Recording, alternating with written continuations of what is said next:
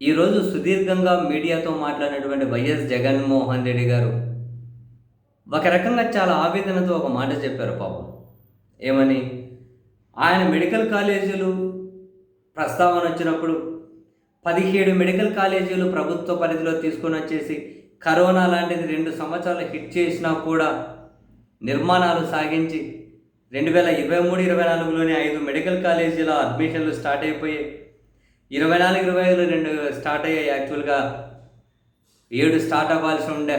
చంద్రబాబు నాయుడు గారి సర్కార్ వాటిని వదిలేసింది. 1.5 సంవత్సరం నుంచి వాటిని గాలికి వదిలేశారు. ఇప్పుడు ప్రైవేట్కి ఇచ్చారు. ఆ భవనాలు చూడండి ఏ విధంగా మేము తయారు చేశామని చూపించుకుంటూ.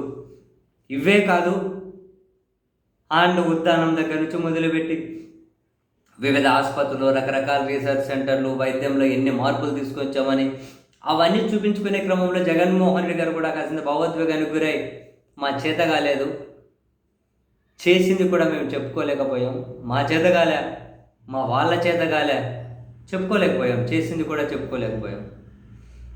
వాళ్ళేమో అబద్ధాలు చెప్పుకుంటూ మోసం చేసుకుంటూ అబద్ధానికి చట్టబద్ధత, మోసానికి చట్టబద్ధత, మోసమే కరెక్ట్, అబద్ధమే కరెక్ట్ అని జనాలను మాయ చేస్తూ ఉన్నారు. వాళ్ళు చాలా దారుణంగా, దుర్మార్గంగా.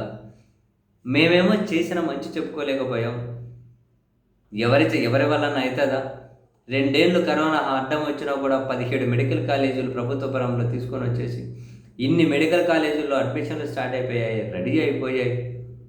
మేము చేసిన అభివృద్ధి ఎంత, డెవలప్మెంట్ ఎంత? మా చేత కాలేదు చెప్పుకోలేకపోయాం. మా చేత కాలే, మా వాళ్ళ చేత కాలేదు. మేము అంగీకరిస్తున్నాం, మా చేత కాలేదు. వాళ్ళలాగా అబద్ధాలు చెప్పడం మాకు చేత కాలే, నిజాలే చెప్పుకోలేకపోయాం. వాళ్ళలాగా మోసం చేయడం మా చేత కాదు, చేసిన మంచి చెప్పుకోలేకపోయాం. మా చేత కాకుండా పోయింది అని జగన్మోహన్ రెడ్డి గారు పాపం చాలా ఆవేదన చెందారు.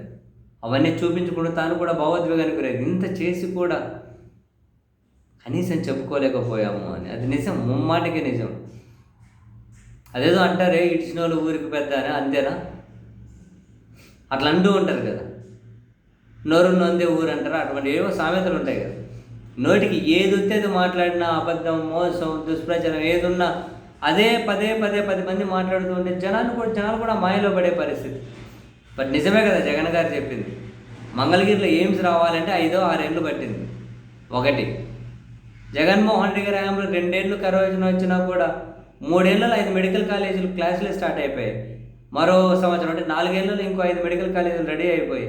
ఇంకో సంవత్సరంలో 7 రెడీ అవ్వాల్సింది. ఇవి తీసుకెళ్ళి ఆ ప్రైవేట్లో మొహాన్ని కొట్టేస్తున్నారు.